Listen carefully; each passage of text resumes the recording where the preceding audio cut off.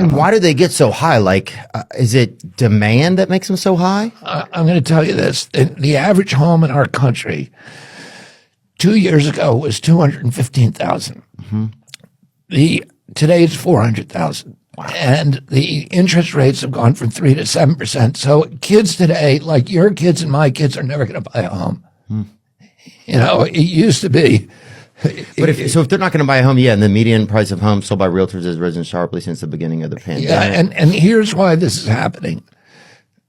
There's three big companies, BlackRock, State Street, and Vanguard. These are the biggest companies, you know. And they have a monopoly on a lot of the housing market, right? Well, what they do, they own everything. Okay. Including they own each other. So it's really just one big company. And BlackRock, that it has $10 trillion under management. The GDP of California is 10 trillion. The GDP of California is $3 trillion.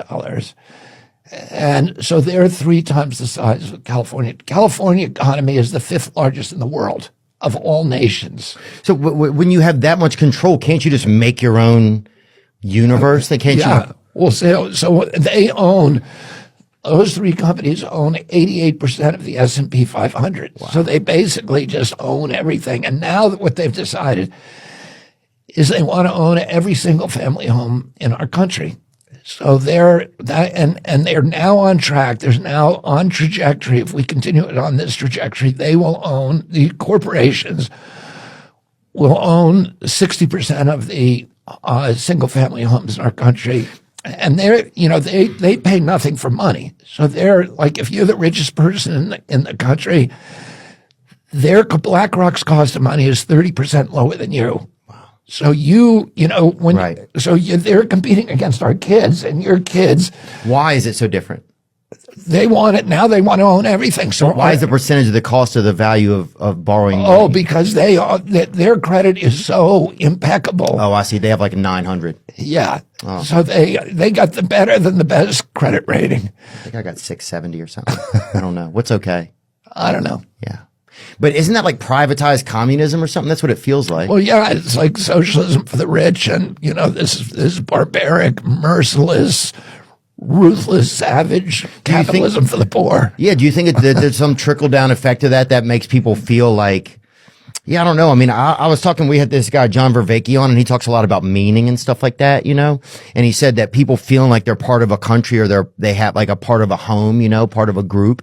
It creates a lot of meaning for them, just in their life. Well, yeah. And I think I noticed even with my own, probably like our parents and stuff, I think a lot of them were very like pro-America and they had family members that died for our country and they, it meant something to them to be part of America. And then now I think a lot of them see this kind of unfolding or kind of the flag kind of fraying at the stitching, and I think it's very scary because if you start to feel like you don't have your country, then you start to feel like, okay, it's every man for himself in a way. Does that make any sense? Yeah.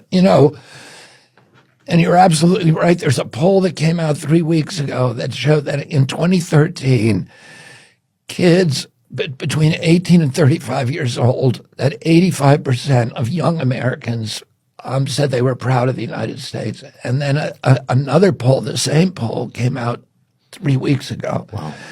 That showed that only 17% of kids say that they're proud to be in the United States. It was really, devastating. But one of the things that you were saying, I think, is true, that if you own a home, you care more about your community. You care about the schools. You care about the police. Oh, that's a great point. You care about the hospitals. You take care of your garden. You make it look nice. Yeah, you might be more likely to help your neighbor. Exactly, because you're there. You're part of the community. And turning us all into, and you also are a participant in the capitalist system because if you own a home, you have equity. Yeah. Which means, let's say you want to start a business, even like a tiny business, like buying a sewing machine. Yeah, doing sewing. What else can we do? You can do, or if you want to start a restaurant, popcorn, like a caramel corn. Exactly. Something like that. Great idea. Yeah. Thanks. And But you could get a loan off You can your get a house. loan Right. on your house, and so you have an entree into the capitalist system. Yeah, and because then you're always, everything's possible. You could sit down with your family at night and be like, hey, mom and dad are thinking about doing this business. What do you guys think? And maybe your son's proud of you and it creates excitement in your house, you know?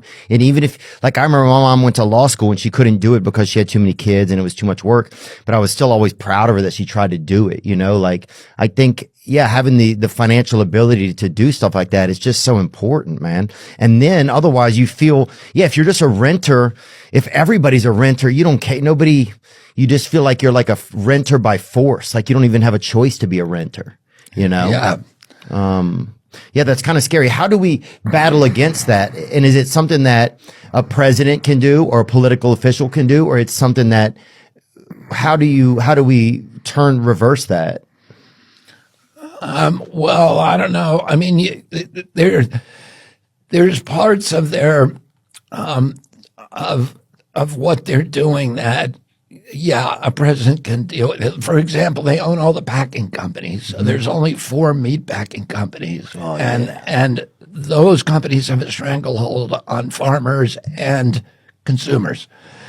And they should have been prosecuted a long time ago for antitrust. But because BlackRock is so powerful, nobody will touch them. Wow. And so That's a dark arts, huh? yeah. I mean, they're just, what they're doing is they're just strip mining the wealth and equity from the American middle class. Yeah. And you see that, Yeah, it's sad. And who is it? Who is BlackRock? The head of it is the CEO is a guy called Larry Fink. He's also on the board of directors of the World Economic Forum. So in the World Economic Forum, meets in Davos. It's a billionaires boys club. They meet in Davos. They meet in Davos every year, and they try to figure out what their plans are for the rest of humanity. Are they greedy?